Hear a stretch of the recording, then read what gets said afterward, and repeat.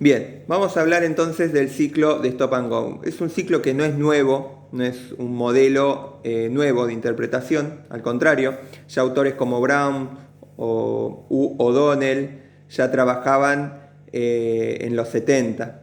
Ellos lo planteaban como modelo para pensar la Argentina. Pensemos entonces básicamente de qué se trata el ciclo de Stop and Go. Cuando yo hablo del ciclo de Stop and Go, básicamente de lo que hablo son de las 3 etapas del ciclo y las razones por las cuales se construye ese ciclo en Argentina. Acá grafiqué en forma vamos a acercarlo un poco para ver las distintas partes. Esta es la parte de crecimiento, la parte de decrecimiento, en el medio está el estancamiento y los ajustes que hace el Estado. Bien, vamos a ir recorriendo eso. La primera cuestión, la etapa de crecimiento. Cuando hablo de crecimiento, yo lo que estoy hablando es en forma muy sencilla, después muestro ese papel para que se entienda bien, pero estoy diciendo que estoy creciendo porque lo que miré es que el PBI crece. Entonces yo quiero saber si estoy en una etapa de crecimiento o de decrecimiento, lo que hago es ir a mirar el PBI anual. Si el PBI anual fue mejor que el del año anterior, y digo, no, está aumentando un 3%, un 4%, un 8%, estoy hablando de crecimiento. Si yo veo que medio se estancó, está casi entre el 2%, el 1%, medio que se quedó ahí, estoy hablando de la etapa de estancamiento, y si veo que empezó a decrecer y se mantiene continuamente el decrecimiento, ya estoy en la recesión. Entonces, ¿qué voy a mirar para ver en qué etapa del ciclo estoy? El PBI, así de simple. Siguiente cuestión, ¿qué ocurre cuando el PBI está creciendo? Entonces pensemos que estamos en el principio de la curva, que empezamos el ciclo, que estamos acá abajo. ¿Sí? Si estamos en ese principio de la curva, yo lo que voy a ver es que el PBI empieza a crecer. A medida que crece, ¿qué ocurre? Empieza a generar empleo, la primera cuestión, yo empiezo a hacer más bienes y servicios, por lo tanto necesito demandar trabajo. O sea que aumentan los puestos laborales, aumenta la demanda de trabajo, entonces el empleo mejora. Si mejora el empleo, ¿qué va a ocurrir? Mejoran las condiciones de empleo. ¿Por qué? Si a mí me ofrecen trabajo, supónganse yo trabajo en un centro de copiado, esto le pasa mucho a un amigo mío que trabaja en un centro de copiado.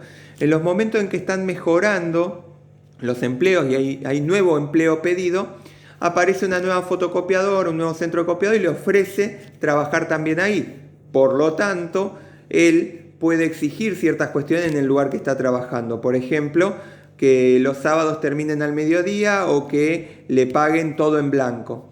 Entonces en ese momento se lo dan porque si no él se va al otro centro de copiado que le pagan mejor y pierden un empleado que ya está acostumbrado a trabajar. Entonces normalmente cuando empiezan a aumentar los puestos de trabajo, claramente mejoran las condiciones del empleo. Entonces al aumento de empleo tenemos sumado el aumento de la seguridad social normalmente y el aumento de salario. De mínima tenemos asegurado el aumento de salario, tanto de salario nominal, o sea, que en vez de cobrar 2.000, cobra 3.000 pesos, pero además de salario real, es decir, que tiene más capacidad de compra con eso, porque si no, por ahí aumenta el salario nominal, pero, por ejemplo, porque hay inflación, esos 3.000 nuevos que cobras valen menos que los 2.000 que cobras antes, entonces no hay un aumento de salario real, no habría un aumento de las condiciones del empleo. Bueno, no, cuando hay crecimiento, hay aumento del salario nominal y aumento de la capacidad adquisitiva de esa persona, o sea, aumento del salario real. Esta es la primera cuestión. Ahora, como negativo, ¿qué va ocurriendo? Entonces, fíjense, aumenta el empleo, aumentan las condiciones de empleo, empiezan a mejorar las condiciones. Claramente esto puede traer aparejado a la par la mejora en cuanto a los índices de pobreza, o sea, que disminuya la pobreza. ¿Y por qué? Porque hay más gente empleada por familia. También aumenta las condiciones de educación, las condiciones de salud. ¿Por qué? Porque hay una caja más grande para el Estado, porque cobra impuestos sobre todas las cuestiones y como hay mayor producción, aumentan las cajas del Estado. Entonces, en ese contexto, también aumentan todas las condiciones sociales y empezamos a sentirlas. Por eso con el crecimiento uno suele estar mucho más contento que en las etapas de estancamiento o de crecimiento. Ahora, dijimos, aumenta PBI, aumenta empleo, aumenta salario real. ¿Qué es lo que empezamos a perder? Y bueno, ahí tenemos que hablar de la situación específica de nuestro país. Lo primero que nos ocurre es que nuestro país lo vamos a interpretar desde un modelo dual, o sea, de dos grandes sectores. Tenemos un sector que es el sector ciudad y otro sector que es el sector campo, ¿sí? Ciudad, campo, dos sectores. Nosotros, ¿por qué hacemos esa división en un país como el nuestro? Muy simple, porque nosotros tenemos una industria muy joven, que no es muy positivo, es una industria que gatea, una industria que es un bebé, para decirlo en bruto. ¿Qué quiere decir esto? Que nuestra industria no es capaz de desarrollar productos de mucha tecnología.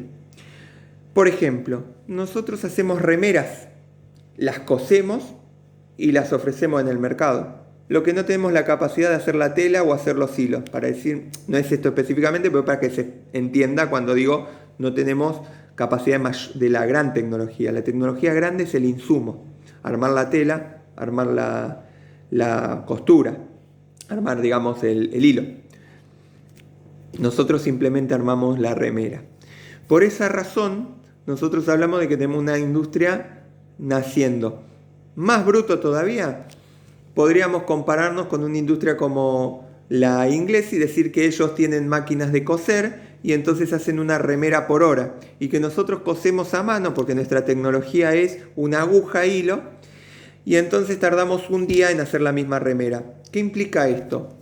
Implica que nuestra tecnología nos hace insumir mucho más gasto en trabajo, por ejemplo, porque cada hora de trabajo, supónganse que cueste lo mismo acá que en Inglaterra, pero nosotros tenemos muchas más horas de trabajo para lograr un producto. O sea que el trabajo es mucho más necesario en cantidad pagar el trabajo que lo que pagaría otros países. Con esta cuestión tan simple estamos mostrando cómo la tecnología abarata costos para enfrentarse al mercado internacional. Entonces, esta es una primera cuestión a tener en cuenta.